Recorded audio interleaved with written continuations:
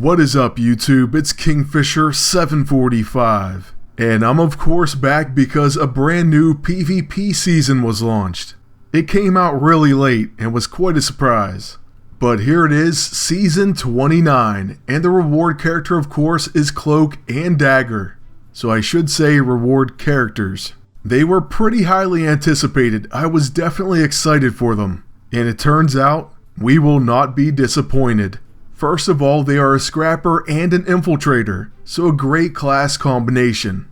Next, they're going to have blinding light, immune to blinded and dark effects, chance to preemptively counter melee attacks, applying blinded, off balance, and winded.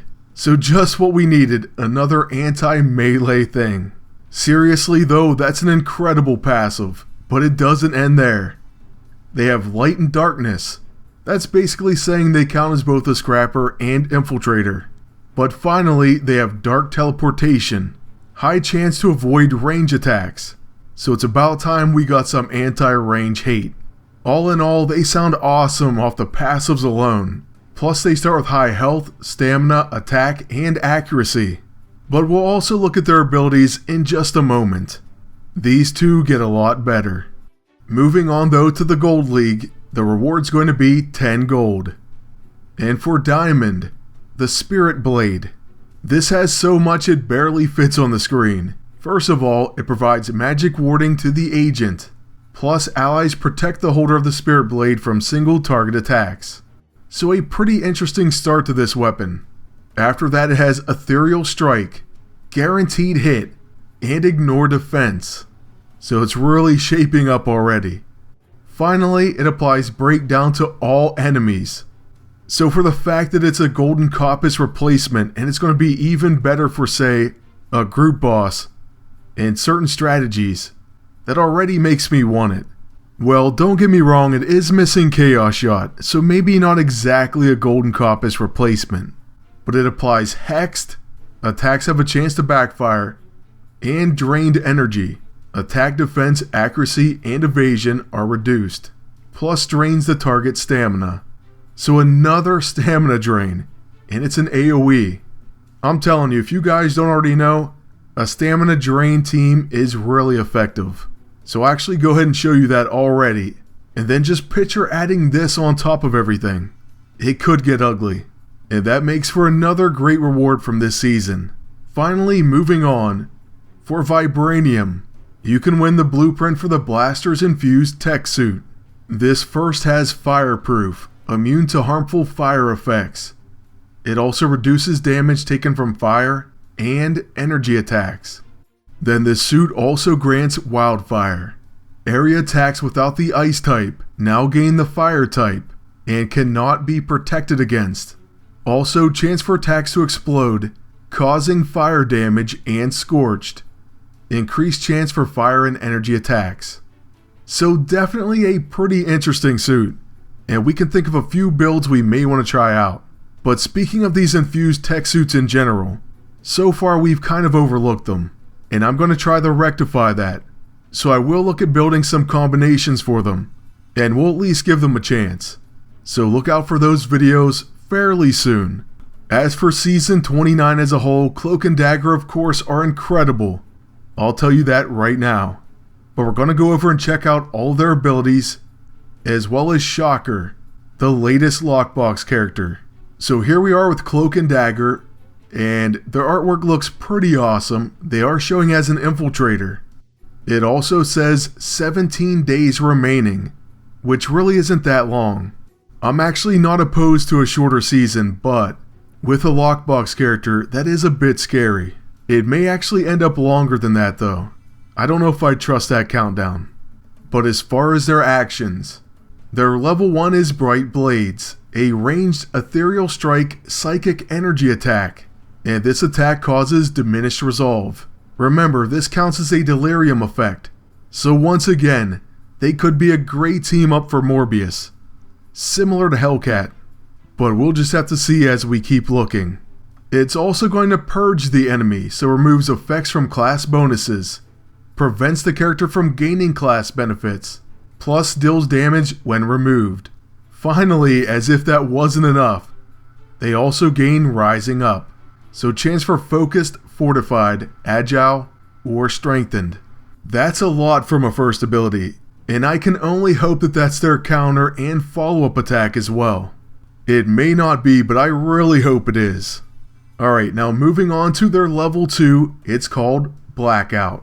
It's an AoE debuff, so just think, you can use the Ailing AISO or the Lethal, so placing Endemic or Despair. Plus it's catastrophic, it removes buffs, causes dementia, chance to cause delirium effects, including confusion, disoriented, mind control, and possessed. So talk about a team up for Morbius. That seals the deal. They're going to be a fantastic team. But on top of all that, it also has Dark Forces, chance to cause harmful dark effects, including Apprehension, Bane, Dark Void, Doom, Falter, Sin, and Shadowgraft. But after all that, it also has Dark Force Dimension. This is for everyone, so even your teammates by the look of it. It's going to end up draining health over time while affected. However, Cloak and Dagger regain health, so I'll take that.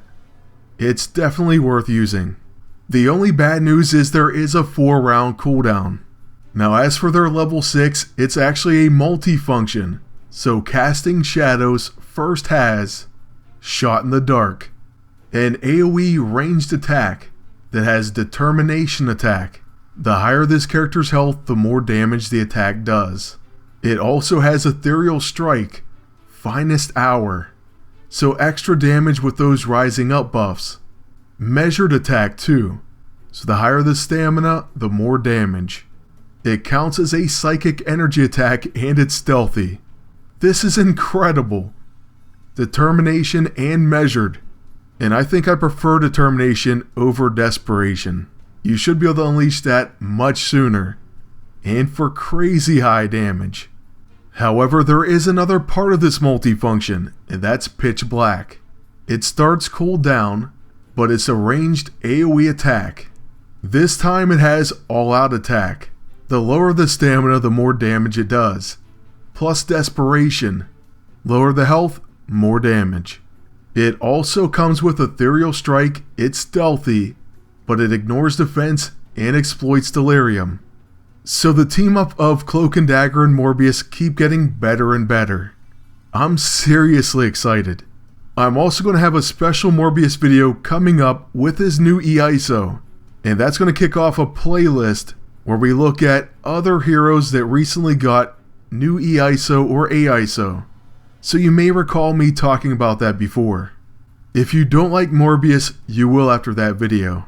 But as for this character's level 9, it's another multi-function, a Light in the Darkness. First it looks like Dagger, so Child of Light, an AoE that does start cooldown, but it's a buff heal. It's also a quick action and it's subtle.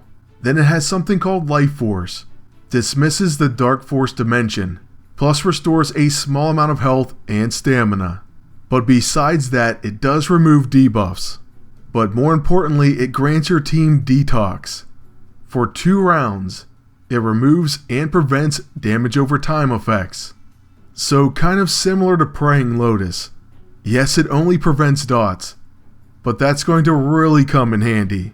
That's probably the main type of debuff you want to prevent anyways. Let's be honest. But as for Cloak, a Child of Darkness, it's also a buff heal quick action. It's subtle, but it's a single use. Can only be used once per combat. What it will do is fully restore health and stamina to Cloak and Dagger. Plus it's going to remove their debuffs as well. So there it is, not a single disappointing thing about any of their abilities. They look incredible. Honestly, I think most of us are thinking they seem OP, and I'm fine with that. I just hope we can win them. It should be a very competitive season. But they're not the only prize, so even if you don't care about PvP, you should at least try to get lockboxes and unlock Classic Shocker. He's going to be a blaster, and he has 3 passives. First, Protective Vibrational Field, 40% chance to avoid melee attacks. So once again, poor melee. I feel bad. After that he has Pyrrhic Victory, chance to counter enemies and apply collapsing infrastructure. And lastly, he is a Sinister Six member, so he'll gain their buffs, and he'll grant them Making Waves. Gains an increasing damage buff whenever an ally uses a sonic or ground attack. Then as for his actions, his level 1 is Shocking. This is a melee sonic attack that has hemorrhaging and applies exposed and slowed. Now with him causing collapsing infrastructure and with sonic attacks, Avalanche seems like one of his best team-ups. So that's going to be someone I look at, besides the other Sinister Six members. But for his level 2, it's Alternate Frequency, and this is a multi-function attack. The first part of it is High Frequency, a ranged sonic attack that applies Disoriented and Internal Bleeding ×2. Then there's Low Frequency. This causes Resonating, removes beneficial status effects from the target, and prevents the next one from being applied. It also purges the enemy. So yeah, a lot of sonic attacks. And Avalanche will be awesome. I also think Daisy could be a good teammate. She does have Feel the Vibrations, so chance to gain Rising Up after anyone's sonic action. Look for a possible Sonic video just to get ready for Shocker. So we may have Quake, Black Bolt, Avalanche. We'll see what happens. But as for his level 6, it's Shocker Smash, an AoE ground sonic attack.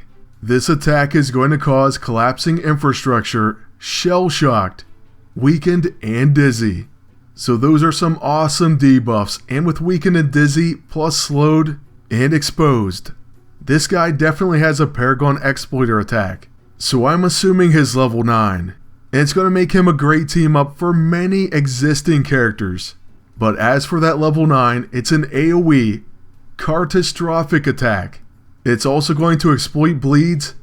It has Paragon Exploiter and it's stealthy. So a pretty awesome hit right there.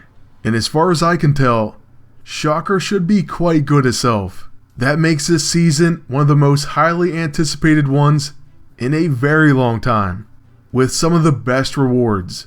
So I just want to wish everyone good luck. I hope that you reach the Adamantium League. It's going to be tough, but it will be worth it. That is going to be it though for our first look and overview. So I want to thank you all for watching, ask you to please like, comment, and subscribe. Then until next time, good luck and take care.